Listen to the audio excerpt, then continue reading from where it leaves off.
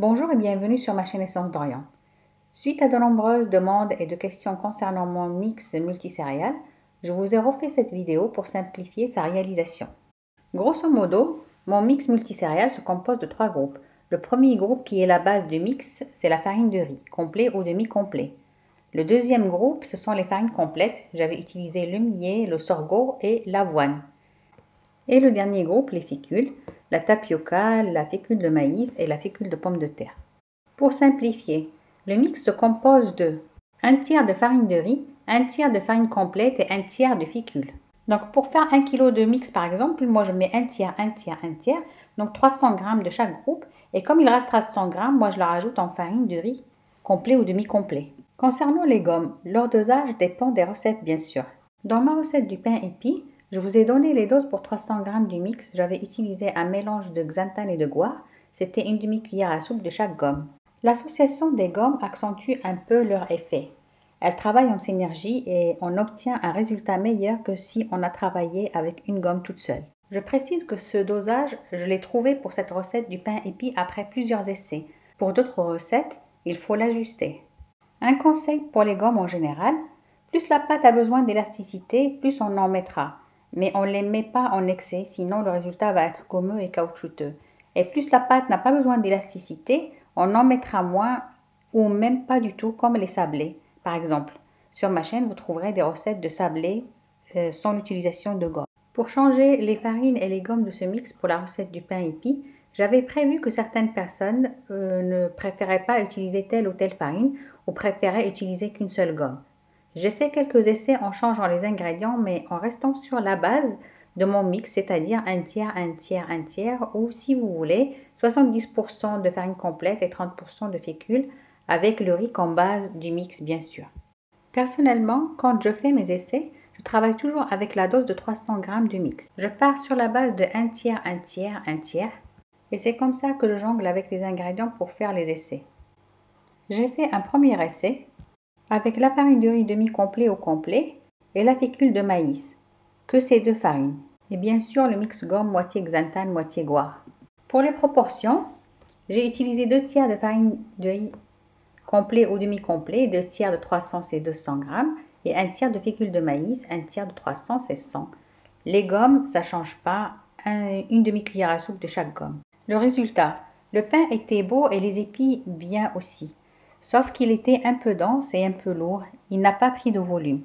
La mie blanche est pas trop aérée, mais c'est faisable.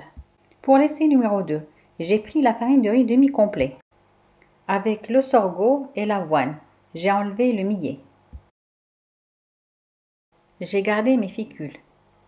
Par contre là, j'ai préparé 1 kg de mix, 400 g de farine complète, ça n'a pas changé. 300 g de farine complète, j'ai mis 200 g d'avoine et 100 g de sorgho. Et j'ai gardé 300 g de fécule. J'ai mis les mêmes doses de gomme. Pour le moment, ça ne change pas. Le résultat était excellent. C'est un très bon mix. Essai numéro 3. Le même que le deuxième, sauf que j'ai changé le sorgho par le millet, avec les mêmes proportions. Donc le résultat, c'est le même. C'est très bien aussi. Pain épi très réussi. Pour l'essai numéro 4, j'ai tout gardé et je n'ai utilisé que l'avoine en tant que farine complète, c'est-à-dire 300 g d'avoine. C'était le meilleur mix pour faire ce pain épi. Tous les mix où il y a l'avoine donnent de très bons résultats pour cette recette. Juste une parenthèse, quand je prépare 1 kg de mix, j'utilise une cuillère à soupe et demie de mix de gomme pour faire le pain épi. Mix gomme, xanthane, goire bien sûr. Essai numéro 5. Ici, j'ai tout gardé. Donc ici, c'est le mix initial. J'ai joué que sur les gommes. Dans cet essai, je n'ai utilisé que la gomme de xanthane. La dose pour 300 g de mix est de 2 cuillères à café, c'est-à-dire 6 g. La seule chose à changer peut-être est la quantité d'eau. 300 ml était un tout petit peu trop et le pain un peu difficile à façonner. Réduire la quantité d'eau de 20 à 30 ml peut-être. Le résultat était bien, pain très moelleux et de belles couleurs. Pour l'essai numéro 6, même que l'essai numéro 5, je n'ai utilisé que la gomme de goire. La dose pour 300 g de mix pour le pain épi est de 4 cuillères à café. Le résultat était bien aussi, un tout petit peu moins de volume et moins de moelleux que le xanthane. Essai numéro 7.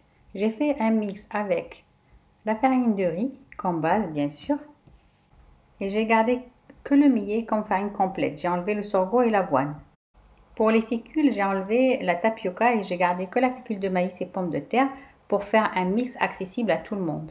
Pour les doses, j'ai mis 50 g de fécule de pommes de terre, 50 g de fécule de maïs, 100 g de millet et 130 g de farine de riz pour obtenir 300 g de mix. Dans cet essai, j'ai gardé la même dose de mix de gomme de guar et de xanthane, c'est-à-dire une demi-cuillère à café de chaque.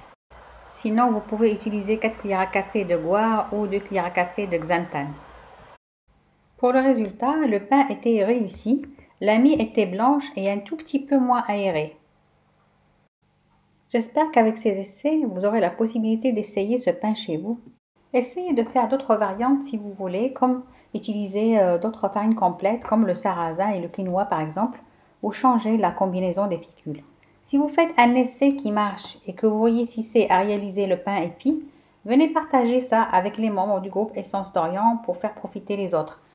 Je vous laisse le lien du groupe dans le descriptif. J'espère que cette vidéo vous a été utile et qu'elle vous a plu. N'oubliez pas de mettre un j'aime. Abonnez-vous à la chaîne si ce n'est pas déjà fait et partagez un max pour faire profiter les autres. N'oubliez pas de me rejoindre sur mon groupe Essence d'Orient.